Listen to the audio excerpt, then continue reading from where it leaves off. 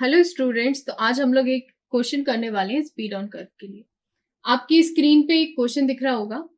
5 degree diverging curve from 3 degree main line curve in a restricted direction in the layout of broad gauge yard if the speed on branch line is restricted to 35 kmph, determine the restricted speed on main line.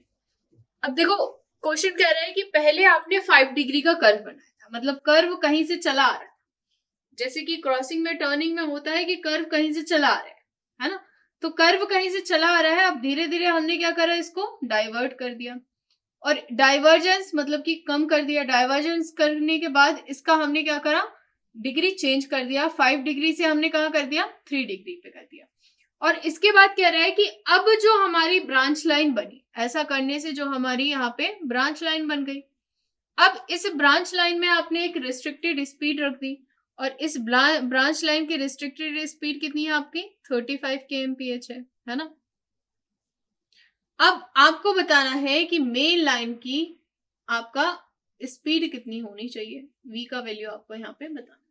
तो ऐसे question generally जब भी आते हैं तो further confuse नहीं होना है। ऑब्वियस सी बात है कि ये 5 डिग्री जो उसने बात करी है, ये किसकी बात करी है, मेन लाइन कर्व की बात करी है।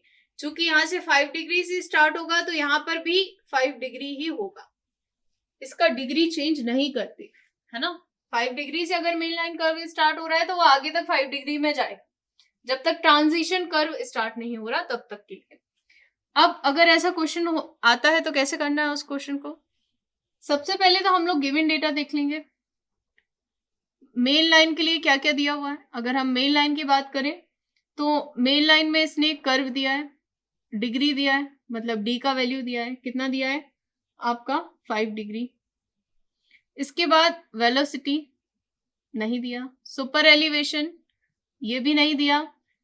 अब इसमें एक चीज और ध्यान में रखना है, यहां पर क्वेश्चन में कहीं पे भी केंट डेफिशिएंसी नहीं दिया है। जब भी केंट डेफिशिएंसी आएगा तो फिर नेगेटिव हमें केंट निकालना है या नेगेटिव सुपर एलिवेशन निकालना है। इस केस में कोई भी नेगेटिव सुपर एलिवेशन नहीं बनेगा, तो यहाँ पे हम लोग क्या निकालेंगे, सुपर एलिवेशन। इसके बाद अगर हम ब्रांच लाइन को देखें तो ब्रांच लाइन में हमें क्या क्या दिया है, आपका डी का वैल्यू दिया है, यहाँ से आराम से हम आर निकाल सकते हैं, कितना दिया है 3 डिग्री। इसके बाद नेक्स्ट अगर हम देखें तो v का वैल्यू भी दिया है, कितना दिया है आपका 35 kmph। और अगर हम सुपर एलिवेशन की बात करें तो यहाँ पे सुपर एलिवेशन नहीं दिया हुआ है। अगर हम यहाँ देखें तो यहाँ पे दो चीजें नहीं पता, ये भी नहीं पता, ये भी नहीं पता, है ना। बट यहाँ पर बाकी सब कुछ पता है, खाली एक चीज नहीं पता, सुपर एलिवेशन। तो इस केस में हम लोग क्या निकाल सकते हैं, सबसे पहले तो सुपर एलिवेशन निकाल लेते हैं ब्रांच लाइन का, क्योंकि यहाँ पे नोन डेटा बहुत सारा है। तो हम लोग यहाँ पे निकालेंगे सुपर एलिवेशन, किसके लिए, फॉर ब्रांच लाइन। तो जब आप सुपर एलिवेशन निकालेंगे ब्रांच लाइन के लिए तो सबसे पहले हम लोगों को निकालना पड़ेगा आर का वैल्यू। आर का वैल्यू कैसे निकलता है, आर का वैल्यू निकालने के लिए वही सेम फॉर्मूला का यूज करेंगे और इसका फॉर्मूला क्या होता है, 1718 अपॉन डी। डी का वैल्यू डिग्री ऑफ कर्व का वैल्यू कितना है, डी यहाँ पे डिग्री ऑफ कर्व है जो कि 3 है, ये हो जाएगा 1718 डिवाइडेड बाय 3। ये हमने आर निकाला। आर निकालने के बाद अब हम निकालेंगे सुपर एलिवेशन। सुपर एलिवेशन का फॉर्मूला क्या होता है, जीवी स्क्वायर अपॉन 127 आर, या फिर इसके लिए हम लोग ये भी लिख सकते हैं 1.315 वी स्क्वायर अपॉन आर। दोनों ही कंडीशन में ये वैल्यू सही है।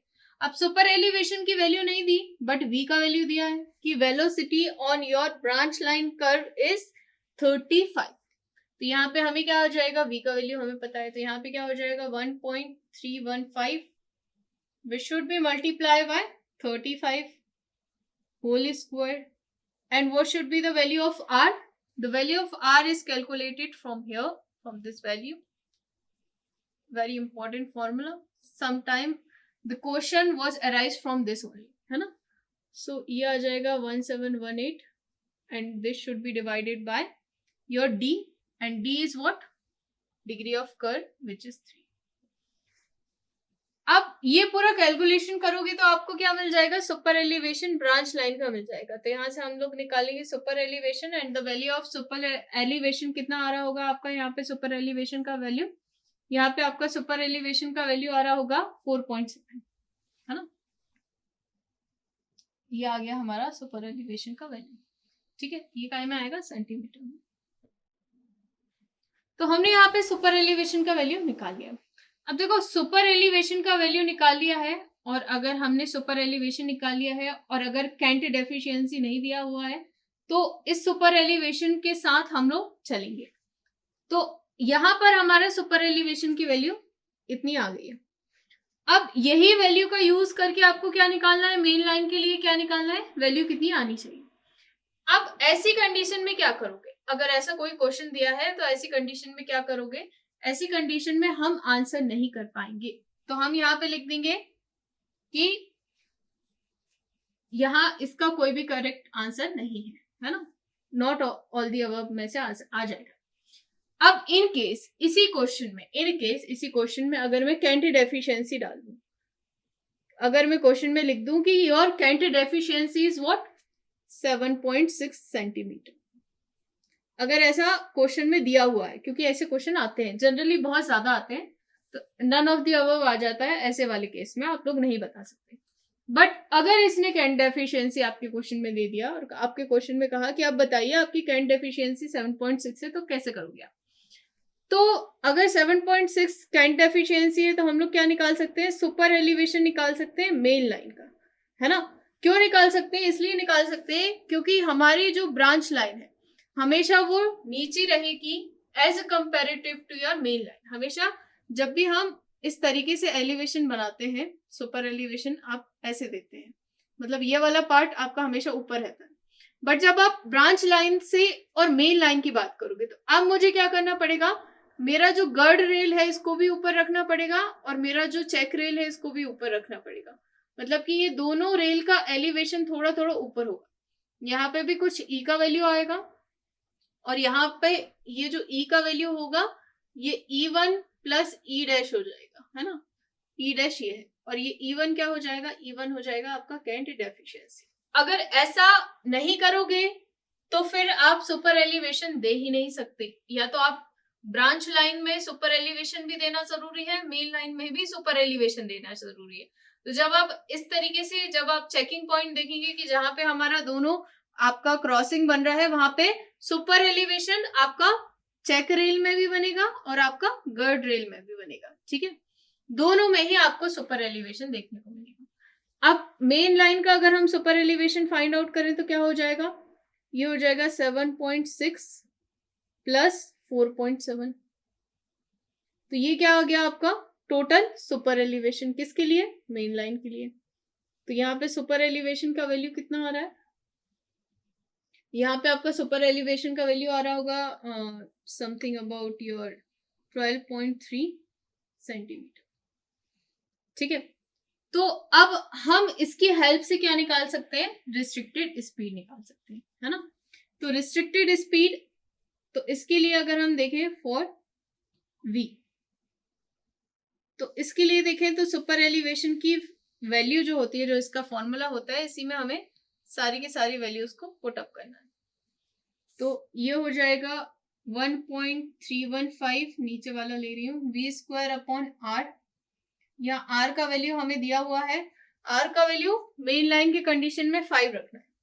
यहाँ पे आर का वैल्यू 5 हो जाएगा 1718 अपॉन 5, है ना, क्योंकि हम क्या करते हैं 1718 अपॉन डी करते हैं, यहाँ से ये वाले फॉर्मूले से डायरेक्ट पुट कर रहे हैं। तो ये आ जाएगा 1.315। वी स्क्वायर का वैल्यू हमें नोन नहीं है। सुपर एलिवेशन का वैल्यू अभी हमने निकाला, मेन लाइन के लिए कितना होना चाहिए, तो हम लोग यहाँ पे पुट कर देंगे, सेंटीमीटर में है, मीटर में चेंज करेंगे तो 123.0.123 आ जाएगा। यहां से हम v का वैल्यू निकाल लेंगे। v का वैल्यू कैसे आएगा, ये सारी वैल्यू वहां चली जाएंगी, तो ये हो जाएगा 0.123 and this is multiplied by 1718 upon 5 and it is divided by 315 and the whole value is gone under root. Now your value of V is, ये पूरा कैलकुलेशन करने के बाद आपका V का वैल्यू कितना आ जाएगा 73 kmph किलोमीटर पर आवर। मतलब कि यहाँ पर V का वैल्यू हमेशा याद रखो, जब भी हम ब्रांच लाइन की बात करेंगे तो हम इसको क्रॉस चेक कर सकते हैं कि ब्रांच लाइन में जितना भी वैल्यू आ रहा है आपका रिस्ट्रिक्टेड स्पीड का, हमेशा मेन लाइन में उसका वैल्यू उससे ज्यादा होगा।